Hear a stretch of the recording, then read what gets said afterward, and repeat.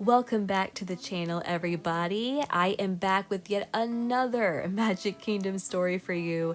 And well, it has to do with the replacement of the Rivers of America, which is officially now known as Piston Peak. It's also bigger than that. And what I'm sharing is not speculation, it's not a rumor. I'm sharing comments that are coming from Imagineers involved, and this is all part of an ongoing theme park strategy that I think needs to be discussed. So, you are watching probably a Disney, and we are headed to Frontierland today to talk about Disney's new vision for a massive part of the Magic Kingdom. For months now, I have been reporting and talking with you about all the changes coming to Frontierland, from Tiana's Bayou Adventure to the removal of the Frontierland Shootin' Arcade to those mysterious missing Frontierland signs, and of course, Piston Peak replacing the Rivers of America. All the while, I have often pointed out that what I love about this part of the Magic Kingdom is that it's designed for guests to travel through time and space.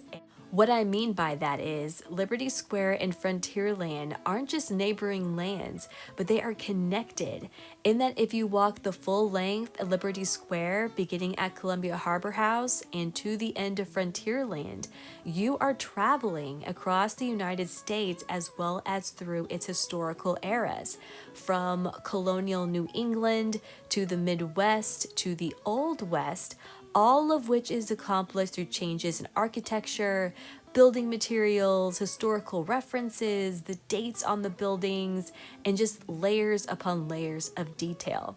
In fact, as I've told you before, you can technically begin this historical time traveling journey in Europe, which is Fantasyland, leave England, as noted by Peter Pan's flight, cross the Atlantic, which is represented by this breezeway, and then after going all the way through to Frontierland, you can continue your experience with a stroll down Main Street, USA, which is a kind of turn of the century time capsule, as noted by the Main Street vehicles, the light posts, the signs, the props. And as somebody with a background in history education, I just think this is the coolest thing at Magic Kingdom. It's kind of like an interactive textbook or the ultimate field trip.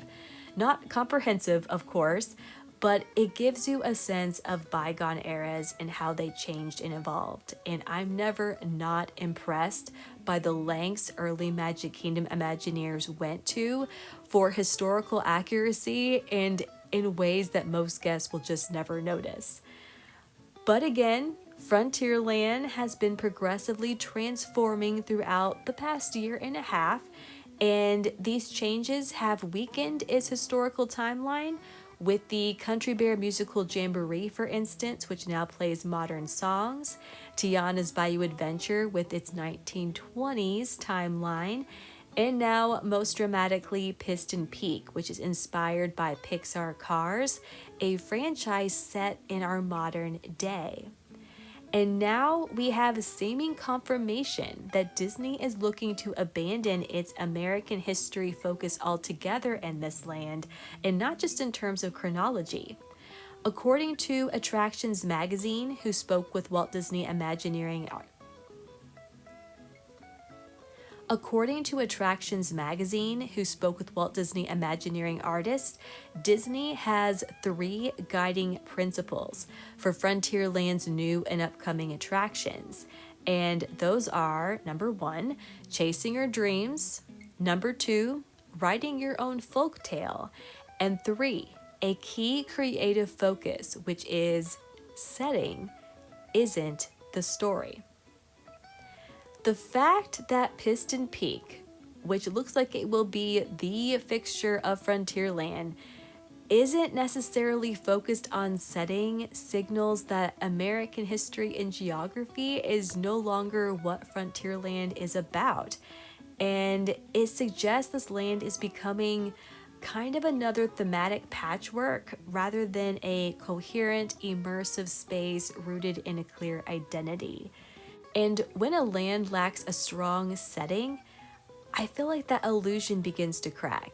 And I promise I do not mean to sound overly harsh or critical here, just being honest, but to me, Disney's principles of chasing your dreams, writing your own folktale, those are more values and goals, and ambiguous ones at that, with language that sounds more like a greeting card than a thesis or guideline for a massive Magic Kingdom expansion.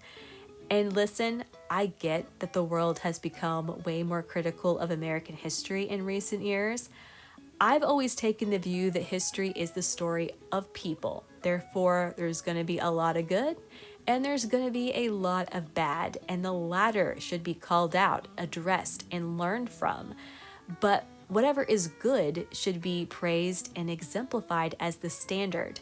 And I feel like Walt Disney really tried to do the latter. He really tried to take the best of American history and use it as a means to aspire to attain to, because he wasn't just a futurist. He was also a history buff, and I think he thought those two were very easily connected. The often used quote from Walt Disney about keep moving forward was only part of his philosophy, because he was also a historian, as evidenced by him trying to preserve his hometown with Main Street USA, to creating great moments with Mr. Lincoln, and his dreams for a Liberty Street and a Hall of Presidents, which are finally realized at Magic Kingdom's Liberty Square. But that's not all that Attractions magazine shared about Frontierland. They also reported that Imagineers compared these three guiding principles to the three principal rubric for Disney's Animal Kingdom, which is number 1, the intrinsic value of nature, number 2, psychological transformation through adventure, and 3, the personal call to action. Now, I'm not quite seeing this comparison of Animal Kingdom's goals to Frontierland's goals, as I feel like Animal Kingdom is all about setting and location and geography. It's all about letting you experience other quarters of the globe and immersing you there. And to the degree that Imagineering photos of real life places they visited in research trips are difficult to distinguish from what we see in the park today, I would say Animal Kingdom is likely the most on-theme theme park. And granted, I do think Animal Kingdom's lands also accomplish their goals as well, including that call to action and the value of nature, but they do so through the use of time and space, not the removal of it. So yeah, I don't understand why Disney would look to Animal Kingdom as an example and then kind of do the opposite. And I don't see how this is really an encouraging direction from a creative storytelling standpoint. And side note, this also makes me wonder if this is further evidence for some rumored changes for Liberty Square. Time will tell about that one. But in terms of theme park strategy, I think this is a bit of a misstep, because I don't think guests flock to theme parks to chase their dreams, live out an adventure, or write their own story or folktale. I think they go to escape and immerse themselves in what they know and love. Let me explain. In recent years, when Universal has built a theme park land, they have made it screen accurate. They put you in worlds you've only seen in the movies and then let you walk around in places you know, but with remarkable detail and accuracy. In short, setting is the story with them. This began with the Wizarding World of Harry Potter Islands of Adventure. It continued with Diagon Alley.